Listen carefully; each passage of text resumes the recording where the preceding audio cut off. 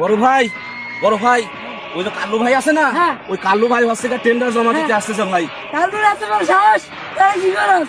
গাড়ি শুনে চল। ঠিক আছে ভাই, এই সবাই আসো। কাল্লু ভাই, দেখলাম বড় ভাইয়ের লোকজন লাঠি সুটা নিয়ে আমাদের আক্রমণ করতে আসতেছে। কি চল তোরা আক্রমণ কর।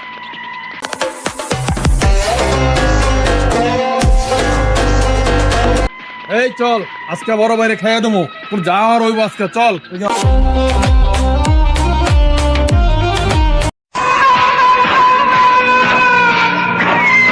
আমার কোনো সান নাই, আমি সব ফুল করে নেবো, চল। এই চল।